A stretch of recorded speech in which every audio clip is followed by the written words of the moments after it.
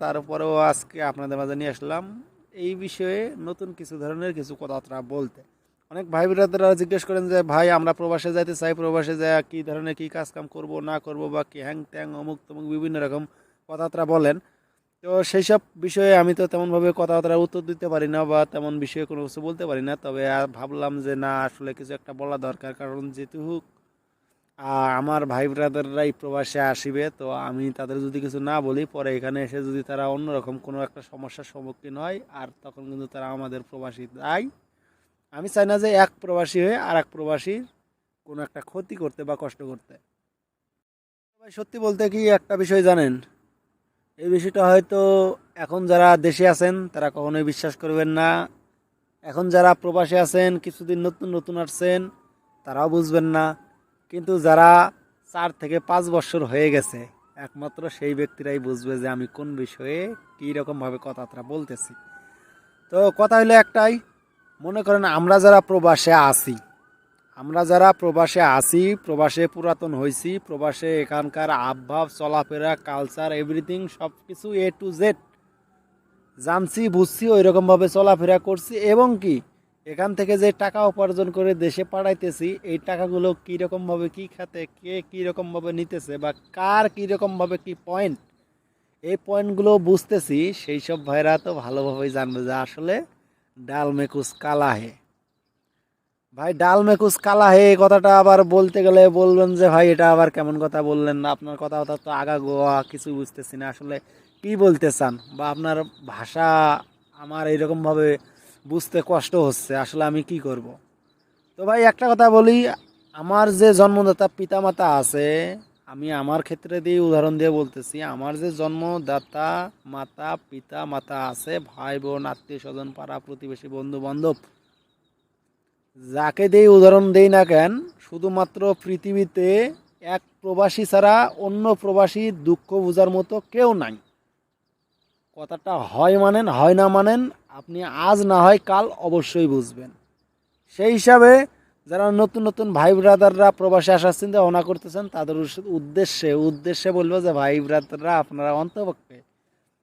আসবেন দেশে, আপনার পরিবাররা টাকা পয়সা খরচ করে অনেক কিছু খরচ করে এটা জমি জমা বন্ধক রেখে এটা অন্যরকমভাবে করে টেরে আপনাকে প্রবাসে পাঠাতেছে, এ ভাই আপনাকে অতটুকু ভালোবাসে, এ বোন আপনাকে অতটুকু ভালোবাসে, এ খালাই ভালোবাসে, খালার খালা ভালোবাসে, তার খালা ভালোবাসে, মানে ভালোবাসার অভাব নাই। এত ভালোবাসা করে আপনাকে কিন্তু প্রবাসে পাঠাইতেছে টাকা দিয়ে বা অর্থ দিয়ে বুদ্ধি দিয়ে যেমন যেমনটাইভাবে দিয়ে পাঠাক, সমস্যা নাই, কিন্তু ভাই কথা হইলো কি জানেন, লাভে লোহাও পায়, বিনা লাভে কেউ তুলাও পায় না।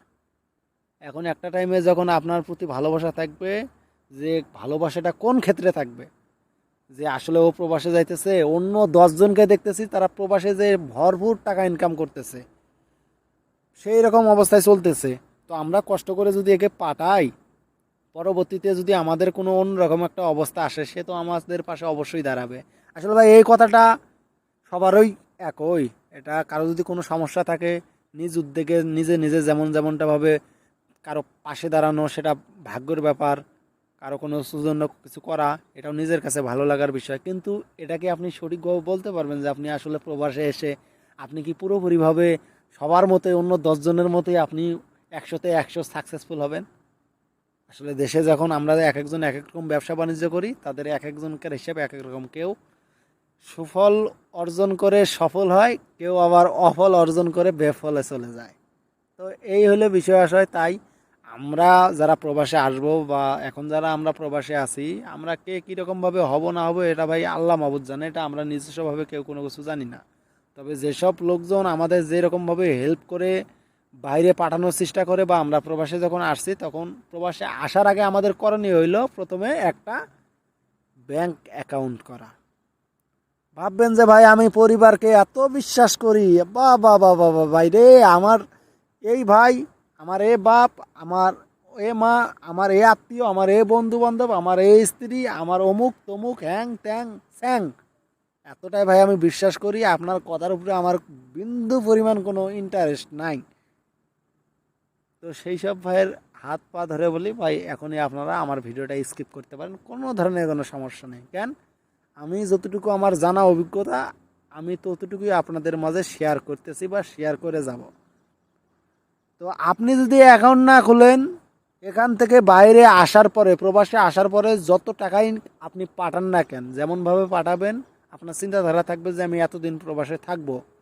থাকার পরে আমি দেশে যেয়ে একটা কোনো কিছু করবো। কিন্তু ভাই আপনি শুধু সেই চিন্তা ভাবনাটা করতেই থাকবেন কেন? আপনি প্রবাসে আছেন, আপনার ফ্যামিলি পরিচয় এটা সেটা অমুক তমুক পরিচালনা অনুযায়ী যদি আপনি এই হিসাবে টাকা ম্যানেজমেন্ট করে তাদের বন্টন করে তাদের না চালাইতে পারেন, আপনি যদি 20,000 দেন, তারা আপনাকে তখন একটা ব্যাংক অ্যাকাউন্ট হিসাবে গণ্য করবে। আমার এই অ্যাকাউন্ট থেকে মাস মাসে এত টাকাটা আসতেছে, আমরা এই মাসে এটা এটা করব, এই মাস থেকে এই মাস আসার পরে সামনের মাসে আবার এত টাকা আসবে, সেই টাকাটা আমরা এমন করে চালাবো, এমন করে চলবে। তো আপনি এইদিকে বাইরের মনে বাইরে এমন করে চিন্তা ভাবনা করে থাকবেন, আর ওখানে দেশে দেশে এমন এমন করে চিন্তা ভাবনা থাকবেন। বুঝছেন না কথাটা আমার? আমি ভাই কথাটা এমনই বলি, অনেক টাইমে কথাটা গড়বড় বলে ফেলি, কোনটা থেকে কোনটা যায়, তাই আমি এমনই আর কি, বলে প্রকাশ করার মতো না, আমি এমনই, হয় বুঝেন হয় না বুঝেন, এটা আপনাদের ভালো লাগার কাছে। তাই আপনাদের নামে যখন অ্যাকাউন্ট থাকবে, সেই অ্যাকাউন্টটাতে আপনার সুন্দরভাবে বাদ বাকি যে পরিবার পরিচালনা করে টোরে আপনার যে টাকাটা থাকবে, যে আপনার মাসব্যাপী খরচ খালা এটা সেটা এত টাকাটা যাইতেছে, এই টাকাটা শুধু আলাদাভাবে যেমন তেমন করে আপনার পরিবারের যে অভিভাবক আছে, প্রধান আছে, তাকে দিয়ে দিবেন, আর বাদ বাকি টাকাগুলো সব অ্যাকাউন্টে জমা রাখবেন। এরকমভাবে জমা রাখলে দেখা গেলো যে আপনার একটা টার্গেট আছে যে আমি আমার অ্যাকাউন্টে, আপনার তখন টার্গেট থাকা লাগবে যে আমার অ্যাকাউন্টে এখন এত পরিমাণ টাকা আছে, এই টাকাটা দিয়ে আমি কোনো কিছু একটা করতে পারবো দেশে গিয়ে, তো তখন আপনি সুফল হবেন। তাছাড়া যদি মনে করেন যে না,